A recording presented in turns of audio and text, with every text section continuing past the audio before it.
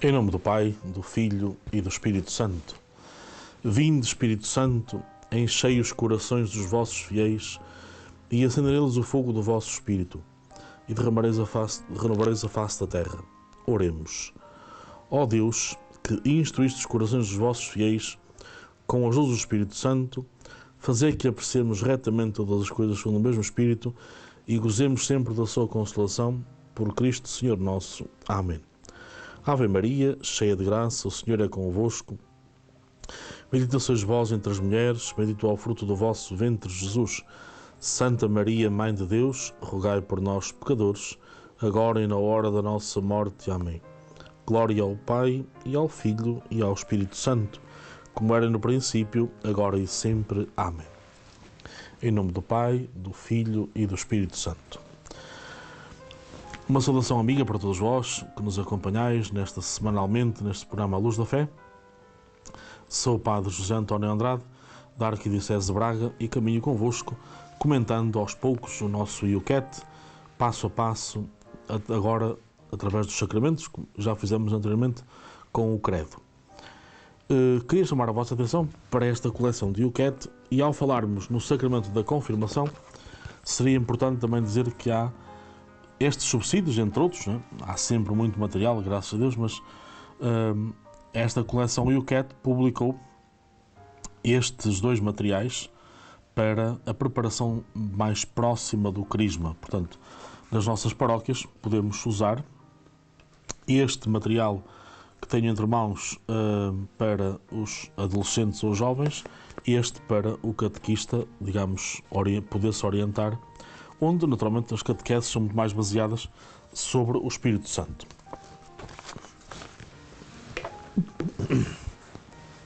Então seria importante termos esta consciência de que é preciso depois também valorizarmos os dons, sabendo que já estão em nós, mas que agora têm que ser postos ao uso da comunidade e dos irmãos, e portanto para conhecer um pouco isso é preciso também aprofundar essas catequeses. Por isso a preparação próxima do Crisma devia ser sempre baseada nestes materiais, também da coleção do IUCAT. Quando falávamos no último programa sobre a confirmação, dizíamos que ele tem um gesto importante, que é a imposição das mãos do próprio Bispo, e depois a unção do óleo santo, não é? Que significa força, fortaleza, para que a pessoa não tenha medo, não é? Se reparardes na Bíblia, aparece por 365 vezes a expressão não tenham medo, não é? Não é por acaso, é uma vez para cada dia do ano, estão a ver? Tirando aqueles anos que são bissextos, aí há um dia que podemos ter medo, estou a brincar, naturalmente, não é isso.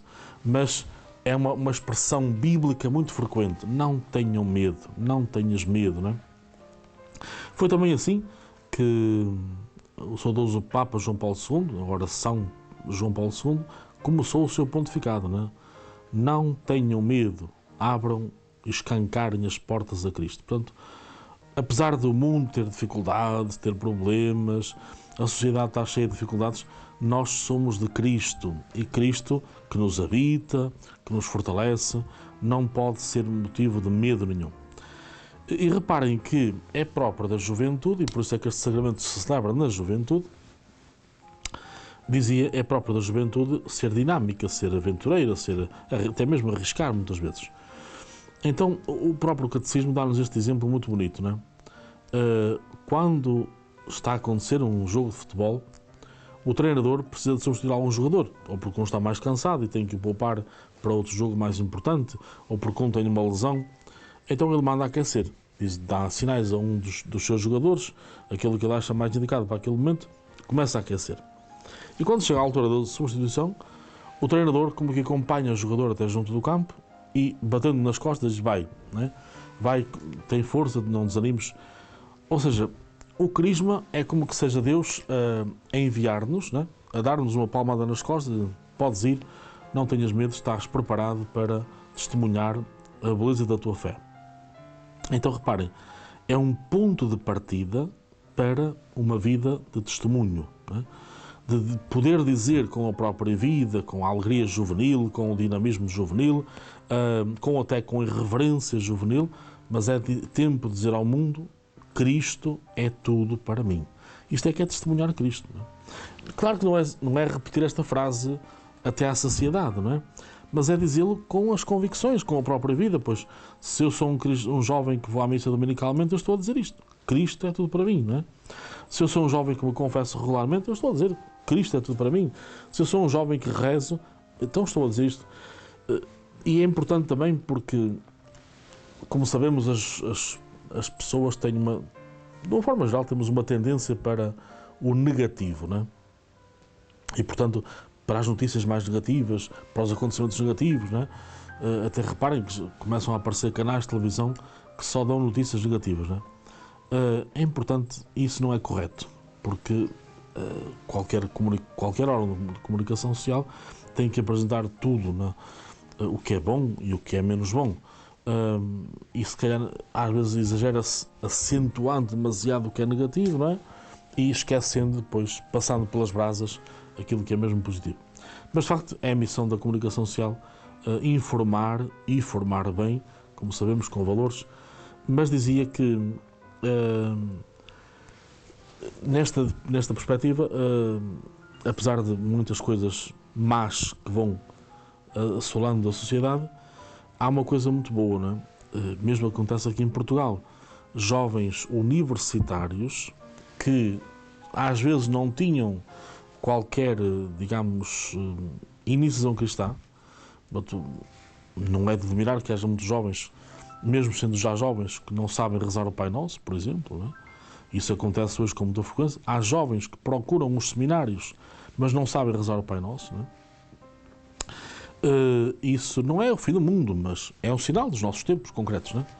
Então é importante também ter consciência que há muitos outros jovens, e tem havido em Portugal, através da chamada Missão Portugal, um grande movimento que se está a desenvolver em Portugal, onde muitos jovens rezam diariamente o terço na própria universidade. Portanto, não é por uma questão de exibicionismo, é por uma questão de convicção, não é? Então, se eles são marianos, se eles são devotos de Nossa Senhora, a Nossa Senhora o que mais nos pede para rezarmos o terço, eles fazem-no em plena universidade. Ora, isso não é notícia, não é falado em lado nenhum, até pode ser visto por muitos como um certo retrocesso, mas não, é um sinal claro, evidente, de que os jovens gostam naturalmente de fazer bem. E estou a falar deste exemplo apenas como testemunho do que é ser crismado, porque estes jovens tiram um pouco dos seus dias de férias, naqueles casos, nas épocas de exames, por exemplo, e também mesmo no verão, e vão para uma terra fazer uma missão concreta, não é? Ajudar na construção de casas de famílias pobres, ajudar escolas, ajudar crianças. Pronto, no fundo, desenvolvem a sua vida, o seu dinamismo, além dos estudos que vão fazendo, da vida académica que vão tendo, procuram também depois servir os outros como cristãos, com essa marca, não é? E onde estão, vão à missa semanalmente, ou ao domingo, ou então à semana, se houver missa à semana, portanto, dão um testemunho claro do que é ser cristão. É isso que se pede e é para isso que somos crismados, não é? É para que, a partir daquele momento, conheço melhor Jesus Cristo, se bem que não o conhecemos 100%, porque por isso precisamos da vida sempre toda, não é? E por isso é que a vida toda, depois quando falar do sacramento da Eucaristia, aprofundarmos mais isso, é para nós conhecermos na intimidade o mais possível de Jesus Cristo. Mas já conhecendo, sabendo que Jesus passou na vida fazendo bem, cabe-nos a nós gastar a mesma vida a fazer bem. Portanto, então o crisma não é um ritual qualquer, não é porque depois eu posso vir a ser convidado para ser padrinho e assim o parque da minha terra não tem motivos para dizer que não. Não, isso é uma coisa muito pobre. Ver o crisma dessa perspectiva é ver isto como uma pobreza muito grande, que aliás ainda acontece, porque eu falo também como parco, não é? É muito frequente aparecerem jovens que manifestam um desejo de ser crismados, não é? E claro que a gente quando vê assim, agora não me estou a lembrar muito bem, há um ditado popular que quando se diz quando a esmola é grande, o pobre desconfia, não é? Quando há assim um desejo tão forte de alguém ser crismado, por exemplo, em janeiro aparece-nos na paróquia um jovem que a gente nunca viu na missa, nada nenhum, mas diz que quer ser crismado. Claro que tem que se fazer uma pergunta, a resposta que temos que dar a esta pergunta, mas queres ser padrinho do batismo de alguém? e bem logo, pois sim, é que a minha irmã está grávida e tal, já falou comigo. Ora, isto é uma pobreza muito grande. Não é? Podemos dizer que é uma motivação, sim, não é? E é melhor do que nada, mas podemos também pensar que vamos ser crismados para poder depois exercer uma função da qual não dou grande valor, mas enfim, porque a Igreja diz que se deve ser crismado para ser padrinho. Reparem, isto é muito pobre, muito, muito pobre. Não é? Então é importante nós percebermos porquê. Porquê que eu devo ser crismado?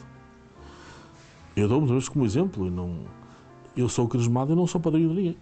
Não tenho afilhados, como o padre podia ser padrinho de alguém, mas não sou. Não é?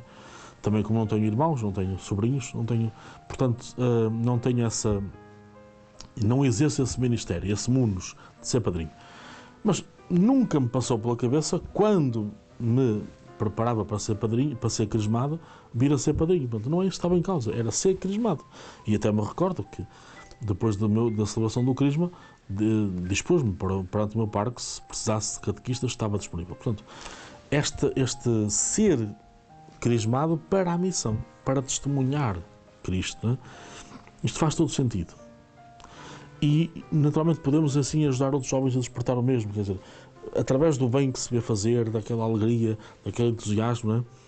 Eu volto ao exemplo do Carlos Acutis, mas não podia falar daquele jovem do Brasil que era conhecido por surfista, né? Que traziam outros para Cristo. Eram jovens normais, porque iam à escola, sabiam de informática, vestiam calças de ganga, ténis, não é isso que está em causa, mas depois traziam para Cristo, né? Traziam outros, né? Porque a sua forma de estar na sociedade era diferente, né? O Carlos Acutis dizia, eu não posso passar um dia sem a Eucaristia, que beleza, né?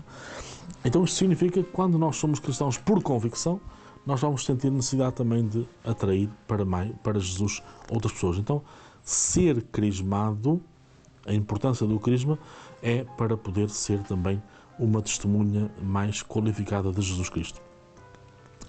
O que é que nos diz a Sagrada Escritura sobre o sacramento da confirmação? No Antigo Testamento, o povo de Deus esperava a difusão do Espírito Santo sobre o Messias. Jesus viveu a vida num especial espírito de amor e de perfeita união com o seu Pai do céu. Este Espírito de Jesus era o Espírito Santo, que o povo de Israel tanto desejava ter. E era o mesmo Espírito que Jesus prometera aos seus discípulos. O mesmo Espírito que desceu sobre os discípulos no dia de Pentecostes. E é novamente este Espírito Santo de Jesus que vem sobre cada pessoa que recebe a confirmação. Portanto, todo o Antigo Testamento foi um tempo de expectativa na proximidade da vinda de Jesus, não é? Do tal Messias, de que o Evangelho sempre nos fala, quando algum interveniente vai ter com Jesus, tu és o Messias, ou trata por Messias. Então, esse foi o grande desejo do povo de Israel. E até porque esta força do Espírito sempre despertou no povo de Israel também um desejo forte de recebê-lo, não é?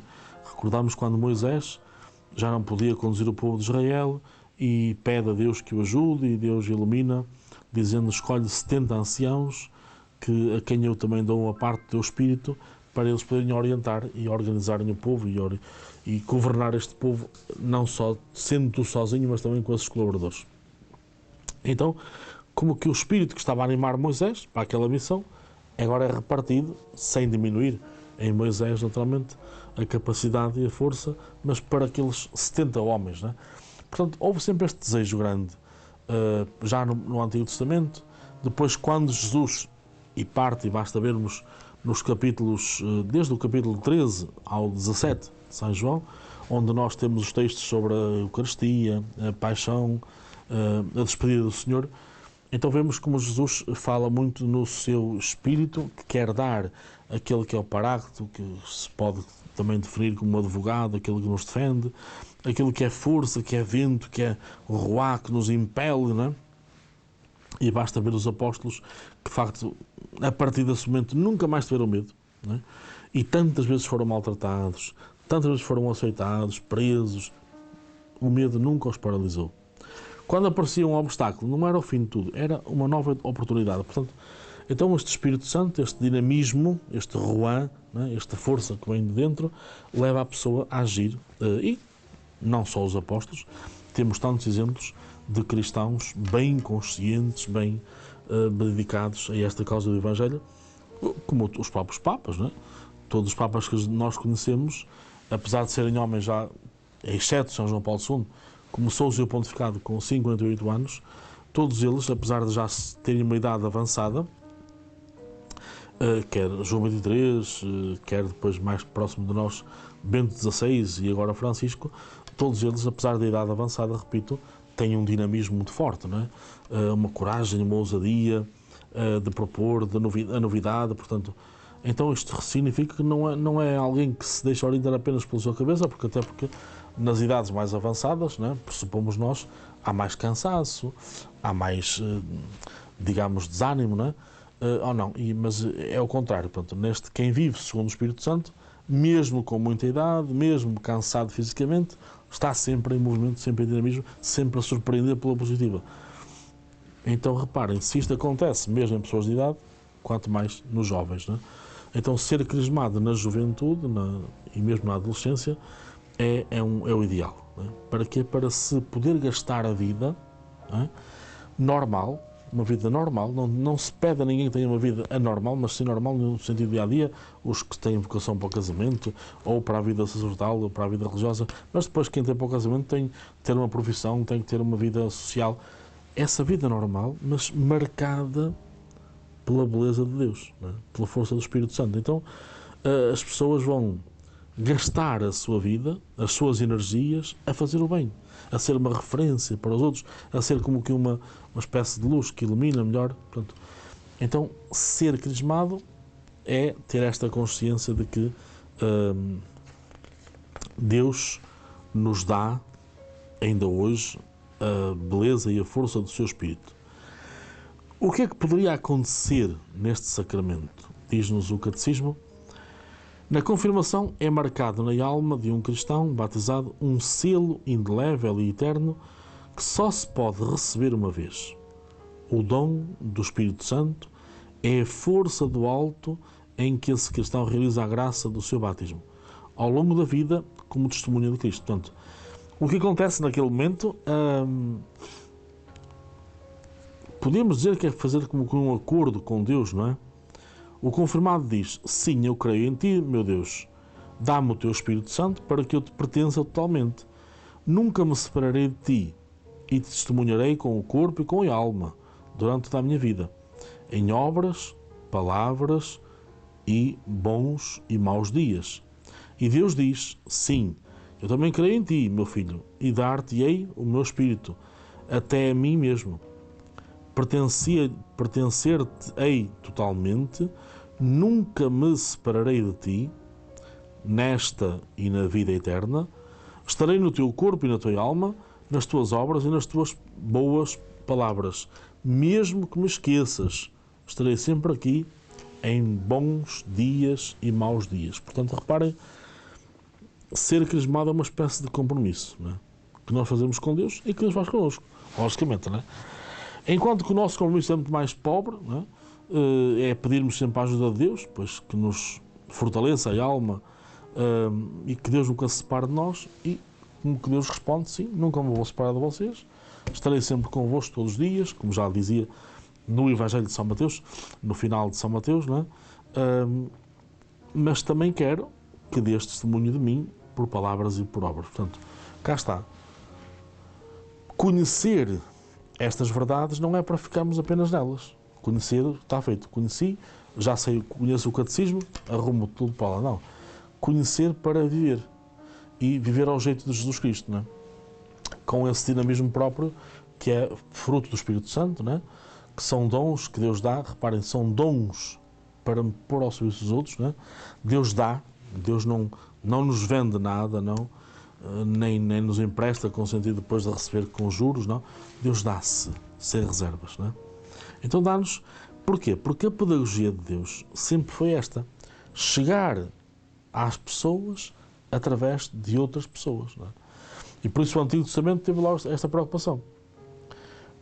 As primeiras pessoas como testemunhos da fé, depois, por sua vez, os profetas, que vão sempre gastando a vida em prol dos outros, mas para que seja Deus a ter um lugar específico naquela comunidade. Então também aqui se passa exatamente o mesmo, não é? O Senhor quer estar connosco, o Senhor quer fortalecer-nos, mas quer que depois, no dia a dia da nossa vida, nós sejamos capazes de dizer com obras e, se for preciso, com palavras, que somos totalmente de Cristo. Quem pode ser confirmado e o que é exigido a um candidato à confirmação? A primeira resposta é muito simples. Pode ser confirmado qualquer cristão católico que tenha recebido o sacramento do batismo. Portanto, pressupõe-se para ser crismado o batismo. Por isso é que o batismo é sempre a porta de entrada. Não porta no sentido de que não se pode entrar numa igreja antes do batismo, não é isso que se diz. É a porta, da dimensão sacramental, não tem a ver com a porta física da igreja paroquial. Mas sim, a entrada nesta comunhão com Deus dá-se no batismo. Então, quem deu este passo inicial, né, de se iniciar na vida cristã com Cristo, agora vai também querer naturalmente dizer que está disposto a seguir sempre Cristo. Portanto, está disposto a querer receber a sua força, o seu dinamismo para poder agir como Cristo. Portanto, no fundo, certamente que vou depois dizer mais tarde na Eucaristia, mas o que vale para a Eucaristia vale para aqui também. Há uma coisa muito importante, não é? E é sobretudo a partir da Eucaristia que isso acontece, mas para percebermos aqui também no Crisma, sempre que eu comungo Jesus na Eucaristia, eu estou mais preparado para ser mais parecido com Ele e também para evitar o mal, não é? Mais vezes. Então, o que é que me é pedido? É que eu esteja sempre em sintonia com Jesus, que o conheça melhor, que me identifique com Ele, que lhe seja mais parecido no dia-a-dia da minha vida, tal forma que o que for que eu faça ou que eu diga será sempre uma referência para outros, não é? Referência no bom sentido, naturalmente. Por isso é que chamamos a palavra testemunho, não é? Testemunhar é dizer aquilo que vimos, não é? Ou que ouvimos, ou que verificamos, sempre dentro da verdade, naturalmente. Então, partindo do pressuposto que para ser crismado tem que ser batizado, né? E por isso alguns parcos, quando não têm conhecimento da pessoa, vamos imaginar que quem nasceu em Portugal, mas depois, entretanto, emigrou para a França ou para outro país qualquer, pois é normal que o parco peça uma certidão de batismo ou até uma cédula batismal, que é para ter a certeza que aquela pessoa de facto está batizada, não haja dúvidas, não é? Para ela poder ser crismada ou poder exercer outros mundos na igreja, deve ser a certeza que está realmente consciente na sua fé. Estar em estado de graça significa não ter cometido nenhum pecado grave. Seja mortal, mediante um pecado grave, separamo-nos de Deus e só nos podemos reconciliar com Ele através da penitência, da confissão. Um jovem cristão que se prepara para a confirmação encontra-se numa das mais importantes fases da sua vida. Ele fará tudo o que aprender a fé com o seu coração e com o seu entendimento. Rezará pelo Espírito Santo só e juntamente com os outros.